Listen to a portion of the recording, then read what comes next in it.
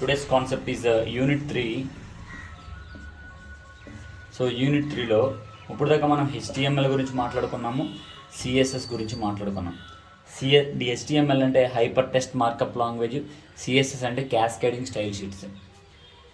So ఇప్పుడు మనం unit 3లో ఏం మాట్లాడుకుంటున్నామంటే DHTML గురించి మాట్లాడుకుంటున్నాం. DHTML. సో DHTML అంటే ఏంటి అంటే dynamic hyper text markup language. Hyper text markup language. So okay, ఇప్పుడు మనం డైనమిక్ DHTML గురించి మాట్లాడుకుంటున్నాం కాబట్టి అసలు DHTML అనేది ఎందుకు, ఏంటి అనే దాని గురించి చూద్దాం. DHTML ఎందుకు? సో DHTML అనేది collection of technologies. It's not a programming language అన్న. HTML అనేది ప్రోగ్రామెటిక్ లాంగ్వేజ్, కానీ DHTML is not an programmatic language. So collection of technologies. ఏ టెక్నాలజీస్? Collection of HTML, collection of CSS, collection of JavaScript. కంగారు పడద్దు, Java script అంటే ఏంటనేది ఈ రెండు మీకు ఐడియా ఉంటుంది. ఇది మీకు ఏంటనేది థర్డ్ యూనిట్లోనే వస్తుంది. సో నెక్స్ట్ టాపిక్ అదే. Next DOM. Document object model. Document object model, sorry module అండి, మోడల్ కాదు మాడ్యూల్. సో DHTML అంటే it's a combination of it's collection of technologies. ఏ technologies? HTML, CSS, JavaScript, DOM. ఈ 4 యొక్క కలయికలో DHTML అనేది ఉంటుంది. సో అసలు DHTML ఎందుకు ఉపయోగిస్తారు? Why the reason why we use DHTML? ఎందుకు DHTML అనేది ఎందుకు? వై, రీజన్ ఏమిటి? అసలు ఎందుకు అవసరం అంటే మనకు చూడండి, వెబ్సైట్స్లో మూవింగ్ ఇమేజెస్ ఉంటాయి. కొన్ని వెబ్సైట్స్లో ఇమేజెస్ మూవ్ అవుతూ ఉంటాయి, మూవింగ్ ఇమేజెస్. అలాగే యానిమేషన్స్ వస్తూ ఉంటాయి. యానిమేషన్స్ ఏంటమ్మా? యానిమేషన్స్ కూడా వస్తూ ఉంటాయి. ఏ వెబ్సైట్ అయితే మూవ్ అవుతుంది, దాని మీద యానిమేషన్స్ ఉన్నాయి అంటే ఆ వెబ్సైటు ఏ టెక్నాలజీతో తయారు చేయబడ్డది అంటే DHTML టెక్నాలజీనే. ఏ వెబ్సైట్లో అయితే మూవింగ్ ఇమేజెస్ లేవు, యానిమేషన్స్ లేవు, సింపుల్గా అలా ఉంది, అలాంటి వెబ్సైట్ని HTML అంటారు. HTML కోడ్తో తయారు చేయబడిన వెబ్సైట్ అది. ఏ వెబ్సైట్లో అయితే ఇమేజెస్ మూవ్ అవుతున్నాయో, ఏ వెబ్సైట్లో అయితే యానిమేషన్స్ ఉన్నాయో ఆ వెబ్సైట్లో ఉపయోగించే టెక్నాలజీ DHTML. సో అంటే ఇంకా కొంచెం ముందుకెళ్దాం. మూవింగ్ ఇమేజెస్, మూవింగ్ యానిమేషన్స్ అంటే దాన్ని డైనమిక్ అంటారు. ఏమంటారమ్మా? Dynamic content. ఒకటే గుర్తుపెట్టుకోండి, బీయింగ్ అండ్ కంప్యూటర్ స్టూడెంట్స్, ఏదైనా ఇమేజ్ కదులుతుంది, ఏదైనా యానిమేషన్ కదులుతుంది అంటే ఆ కదిలే కంటెంట్ని ఏమంటారంటే డైనమిక్ కంటెంట్ అని అంటారు. అసలు కదలడం లేదు, అలాగే ఉంది ఆ వెబ్సైట్లో, అక్షరాలు కానీ ఫోటోలు కానీ అలానే ఉన్నాయి. సో వాటిని ఏమంటారు అంటే అలా కదలకుండా ఉండేదాన్ని స్టాటిక్ కంటెంట్ అని అంటారు. సో ఇప్పుడు DHTML ఎందుకు మాట్లాడుతున్నామో తెలుసా? ఈ DHTML కూడా HTML కోడ్తోనే తయారు చేయబడుతుంది. ఎందుకంటే DHTMLలో ఉండే టెక్నాలజీస్లో HTML కూడా ఒక టెక్నాలజీనే. కానీ ఆ కోడు, ఆ యొక్క ఇమేజెస్, ఆ యొక్క యానిమేషన్స్ కదులుతూ ఉంటాయి. సో కదులుతూ ఉండేదాన్ని కంటెంట్ని డైనమిక్ కంటెంట్ అని అంటూ ఉంటారని మీకు ఇప్పుడే చెప్పాను. సో అలాగే ఏంటి అంటే మీకు చూడండి, DHTML అంటే DHTML refers to the web pages. DHTML refers to web pages that move or animations. So ఇందాక చెప్పాం కదా, డిహెచ్టిఎంఎల్ అంటే మూవింగ్ ఇమేజెస్ లేకపోతే animations. Images that move or animations respond to the users after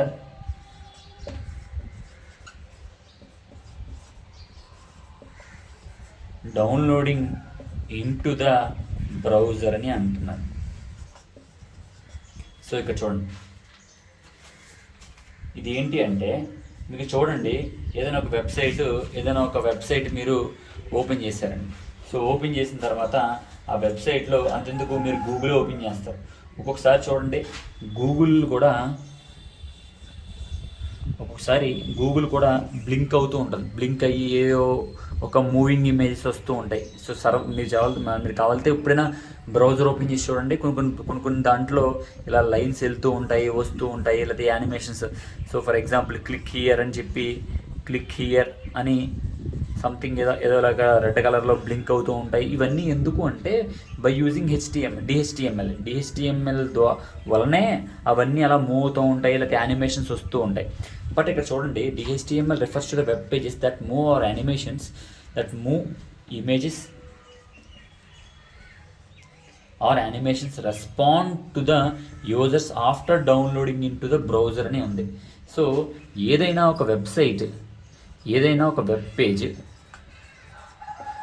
మన మొబైల్లో browser ఉంటాయి కదా, క్రోమో కానీ లేకపోతే సంథింగ్ ఏదో మొజిల్లా ఫైర్ ఫాక్స్ కానీ లేకపోతే ఒపేరా కానీ ఇలా రకరకాల బ్రౌజర్లు ఉంటాయి. ఒక్కసారి ఈ వెబ్సైట్లు డైనమిక్ డిహెచ్టిఎంఎల్తో తయారు చేయబడిన వెబ్సైట్లు బ్రౌజర్లోకి వచ్చిన తర్వాత, అంటే బ్రౌజర్లో డౌన్లోడ్ అయిన తర్వాతే మన యొక్క సెల్లో కానీ మన యొక్క సిస్టంలో కానీ ఓపెన్ అవుతాయి, లేకపోతే ఓపెన్ అవ్వవు. ఏంటి, ఆ వెబ్ పేజెస్ కానీ డిహెచ్టిఎంఎల్ వెబ్ పేజెస్ కానీ అలాగే వెబ్సైట్స్ కానీ మన యొక్క బ్రౌజర్లోకి డౌన్లోడ్ అవుతేనే కానీ మన మొబైల్లో కానీ మన సిస్టంలో కానీ ఓపెన్ అవ్వవు. సో ఇప్పుడు ఏంటి అంటే మనకి ఇంకా ఇది కేవలం ఇంటర్నెట్ ఏదైనా వెబ్సైట్స్ మన దాంట్లో డౌన్లోడ్ అయిన తర్వాత మనము ఏం చేయొచ్చు అంటే, అవసరమైతే అందులో ఉండే ఇమేజెస్ని మన మౌస్ ద్వారా, యూజర్ యొక్క మౌస్ ద్వారా దాన్ని మూవ్ చేయొచ్చు కూడా. అంతేకాని మనం మూవ్ చేయాలంటే మనం ఈ వెబ్సైటు ఎక్కడి నుంచి డౌన్లోడ్ అయ్యింది, మనకి సర్వర్ నుంచి డౌన్లోడ్ అయ్యింది, మనకి సర్వర్ పర్మిషన్ అవసరం లేదు, మనమే సింపుల్గా మూవ్ చేసి పాడేయచ్చు. ఎందుకు, మన వెబ్ పేజు ఆ యొక్క వెబ్సైటు మన బ్రౌజర్లో డౌన్లోడ్ అయిపోయింది.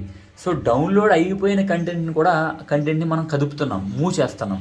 అర్థమైంది? డౌన్లోడ్ అయ్యింది కాబట్టి మళ్ళీ ఎక్కడో ఉండే, ఫర్ ఎగ్జాంపుల్ ఫేస్బుక్లో చూడండి, మనమే ఆ ఫేస్బుక్ పేజీని మారుస్తున్నాము, ఫేస్బుక్లో షేర్లు కొడుతున్నాము, లైక్లు కొడుతున్నాము, అవి కదుపుతున్నాము. సో ఎందుకు మనం షేర్ చేసిన ప్రతిసారి సర్వర్ పర్మిషన్ కావాలా? అవసరం లేదు. ఎందుకంటే ఆ యొక్క వెబ్సైటు, ఆ యొక్క వెబ్ పేజ్ మన దాంట్లో డౌన్లోడ్ అయిపోయింది. సో డౌన్లోడ్ అయిపోయిన తర్వాత మనం ఇష్టానుసారంగా మనం కదుపుతున్నాం. సో దాన్ని ఇవన్నీ కూడా ఈ మూవింగ్ ఇమేజెస్ని కదపడాన్ని, ఈ మూవింగ్ ఇమేజెస్ని మనం రకరకాలుగా మౌస్ తోటి వేరొక ప్లేస్కి ఇంకొక ప్లేస్కి లాగడం, ఇవన్నీ కూడా ఎక్కడ ఉంటాయంటే డిహెచ్టిఎంఎల్లో ఉంటాయి. సో ఇదే కాదండి, మనం ఫర్ ఎగ్జాంపుల్ గేమ్స్ ఉన్నాయండి, గేమ్స్ ఒకసారి డౌన్లోడ్ చేస్తాం. సో అప్లికేషన్స్ ఒకసారి మనం డౌన్లోడ్ చేస్తాం. అప్లికేషన్స్ అంటే యాప్స్. సో మనం డౌన్లోడ్ చేస్తాం. ఒకసారి డౌన్లోడ్ అయిపోయిన తర్వాత ఈ గేమ్స్లో మనమే రకరకాలుగా కదుపుతాం. ఫర్ ఎగ్జాంపుల్ లూడో ఉందనుకోండి, లూడో చూడండి దాని డైలర్ ఉంటుంది. సో మనమే దాన్ని కదుపుతూ ఉంటాం. సో అలాగే పబ్జి, అలాగే రకాల వాట్సాప్. సో అంటే ప్రతి దాన్ని మనమే కదుపుతున్నాం. ఎప్పుడు కదుపుతున్నాము? వన్స్ ఇవి మన దగ్గరికి డౌన్లోడ్ అయిపోయిన తర్వాత, అంటే క్లయింట్ సైడ్ వచ్చిన తర్వాత మళ్ళీ మనకి ఒక్కసారి మన దగ్గరికి వస్తే మళ్ళీ ఎక్కడో ఉండే సర్వర్ పర్మిషన్ మనకు అవసరం లే, మనమే కదుపుకుంటున్నాము, మనమే చేసుకుంటున్నాం. So we doesn't required server permission, ఆ సర్వర్ పర్మిషన్, సర్వర్తో పనే లేదు మనకి. ఓకేనా? సో అలాగే ఇప్పుడు మనం హెచ్టిఎంఎల్కి డిహెచ్టిఎంఎల్కి డిఫరెన్స్ చూద్దాం. హెచ్టిఎంఎల్కి డిహెచ్టిఎంఎల్కి డిఫరెన్స్ చూద్దాం. సో హెచ్టిఎంఎల్ అంటే ఏంటి? Hyper text markup language. DHTML అంటే ఏంటి? Dynamic HTML, dynamic hyper text markup language. ఇదేంటి ఏంటి? HTML, hyper text markup language. So మనకి హెచ్టిఎంఎల్ అనేది ఒక మార్కప్ లాంగ్వేజ్, ఒక markup language. HTML is an markup language. But DHTML అంటే ఏంటంటే, ఇందాక మీకు చెప్పాను, collection of technologies. Collection of technologies. ఏ technologies? HTML, CSS, JavaScript, DOM. ఈ నాలుగు యొక్క టెక్నాలజీస్ని కలెక్ట్ చేసి ఉంటుంది. But it's not an programmatic language. HTML అనేది మార్కప్ లాంగ్వేజ్, డిహెచ్టిఎంఎల్ అది collection of technologies. Collection of technologies. So next, హెచ్టిఎంఎల్తో తయారు చేయబడిన వెబ్ పేజెస్ కదలవు. It will not move and it will not move. HTMLతో తయారు చేయబడిన వెబ్ పేజెస్ మూవ్ అవ్వవు, అంటే మూవ్ అవ్వవు, యానిమేషన్స్ ఉండవు, ఏమీ ఉండవు. సో దాన్ని మూవ్ అవ్వవు కాబట్టి that web pages are called static web pages. Static web pages. So డిహెచ్టిఎంఎల్తో తయారు చేయబడిన వెబ్ పేజెస్ మూవ్ అవుతాయి, యానిమేషన్స్ ఉంటాయి. మనం we can also move, we can also move. మనం కూడా మూవ్ చేసేయచ్చు. User can move with mouse అండి, మౌస్ ఉపయోగించి మూవ్ చేయొచ్చు. సో అంటే ఏంటి? ఆ వెబ్ పేజ్లో ఉండే కంటెంట్, ఆ వెబ్ పేజ్లో ఉండే పేజెస్, ఆ వెబ్ పేజ్లో ఉండే ఇమేజెస్, ఆ వెబ్ పేజ్లో ఉండే యానిమేషన్స్ మనం కదుపుతున్నాము అంటే ఆ టైప్ ఆఫ్ వెబ్ పేజెస్ని ఏమంటారు అంటే డైనమిక్ వెబ్ పేజెస్ అంటారు. Dynamic web pages. Dynamic web page. that type of web pages are called dynamic web pages. So ठीक है. next,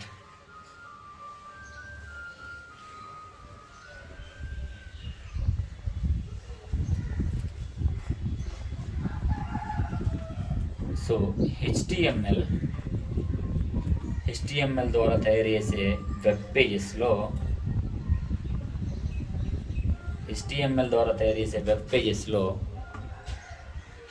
మనకి ఎట్టి పరిస్థితుల్లోనూ కూడా స్టైల్స్ ఏమీ ఉండవు. ఓన్లీ ప్లెయిన్ పేజ్ మాత్రమే ఉంటుంది. ప్లెయిన్ పేజెస్ మాత్రమే ఉంటాయి. బట్ డిహెచ్టిఎంఎల్లో ఇమేజెస్ ఉంటాయి, యానిమేషన్స్ ఉంటాయి, స్టైల్స్ ఉంటాయి. ఓకేనా? నెక్స్ట్, హెచ్టిఎంఎల్ పేజ్ అనేది క్లయింట్ సైడ్ పేజ్ అండి. క్లయింట్ సైడ్ టెక్నాలజీ అంటే కేవలం మన యూజర్ సైడ్ సంబంధించింది.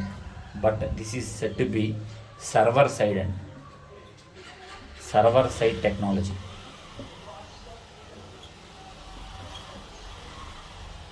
HTML అనేది client side technology. So DHTML అనేది server side technology. So next,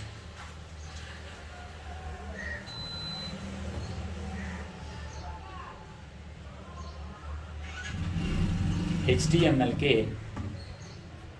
database connection అవసరం లేదండి.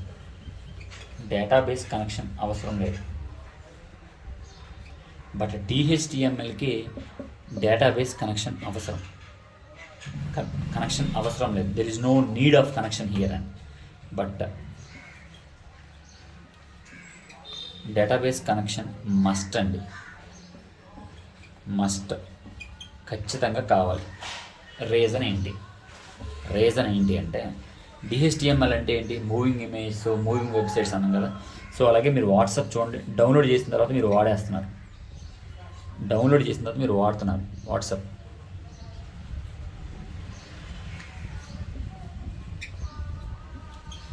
సో అలాగే ఫేస్బుక్ కూడా ఉంది. సో ఇందులో మీరు ఏం షేర్ చేసినా, మీరు ఏం చాట్ చేసినా, మీరు ఏం లైక్ చేసినా ఖచ్చితంగా సోషల్ మీడియా యాక్ట్ ప్రకారం స్టోర్ అవ్వాలి. అంతే కదా, స్టోర్ అవ్వడం వల్లే కదా ఒక 2 సంవత్సరాల తర్వాత మీరు ఫేస్బుక్లో ఏం వాడారో మీకు చూపిస్తుంది. ఒక 2 డేస్ తర్వాత మీరు వాట్సాప్లో ఏం చాట్ చేశారో మీకు అది చూపిస్తుంది. సో చూపిస్తుంది అంటే మీ సెల్లో స్టోర్ అవుతుందని మాత్రం అనుకోకండి. సో అది ఎక్కడో ఒక చోట ఫేస్బుక్ సర్వర్లో ఎక్కడో ఒక చోట స్టోర్ అవుతుంది. అలా స్టోర్ అవ్వడానికి ఖచ్చితంగా మనకి డేటాబేస్ కనెక్షన్ అనేది కావాలి. డేటాబేస్ అంటే ఏంటి? The data is stored in somewhere itself is called and database. So డిహెచ్టిఎంఎల్లో ఖచ్చితంగా డేటాబేస్ కనెక్షన్ మనకు ఖచ్చితంగా డిహెచ్టిఎంఎల్ వెబ్ పేజెస్కి కావాలి. సో నెక్స్ట్ మన హెచ్టిఎంఎల్ కోడ్ రాసిన తర్వాత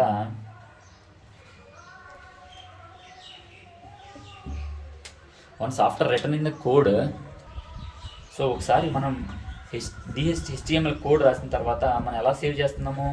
ఆ ప్రోగ్రామ్ని .html సేవ్ చేస్తున్నాం. అంటే ఫర్ ఎగ్జాంపుల్ మాధురి.htmlని సేవ్ చేస్తున్నాం. అదే డిహెచ్టిఎంఎల్ ఎలా సేవ్ చేయాలంటే మాధురి.dhtml అని సేవ్ చేయాలి. ఇదేమో హెచ్టిఎంఎల్, ఇదేమో డిహెచ్టిఎంఎల్ అని సేవ్ చేయాలి. సో నెక్స్ట్ బ్రౌజర్ ఉంటుంది కదా, మన ఏదైనా బ్రౌజర్ క్రోమో కానీ మధ్యలో ఫైర్ ఫాక్స్ కానీ. సో హెచ్టిఎంఎల్తో తయారు చేయబడిన కోడ్ అసలు రెస్పాండ్ అవ్వదు. హెచ్టిఎంఎల్తో తయారు చేయబడిన వెబ్ పేజ్ రెస్పాండ్ అవ్వదు అసలు దేనికి, బ్రౌజర్కి. ఇట్ వోంట్ రెస్పాండ్, అసలు రెస్పాండ్ అవ్వదు. కానీ డిహెచ్టిఎంఎల్ కోడ్ తయారు చేయబడిన వెబ్ పేజు మన యొక్క క్రోమోకి, మన యొక్క మొజిల్లా ఫైర్ ఫాక్స్కి, మన యొక్క ఒపేరా బ్రౌజర్స్కి రెస్పాండ్ అవుతుంది. So this is the major difference between HTML and DHTML. So వినండి. సో అలాగే నా యొక్క ఛానల్ని సబ్స్క్రైబ్ చేయండి, ఎందుకంటే నా ఛానల్ హ్యాక్ అయిపోతున్నాయి. సో సబ్స్క్రైబ్ చేస్తే ఉంచుతారు, లేకపోతే గోవిందా.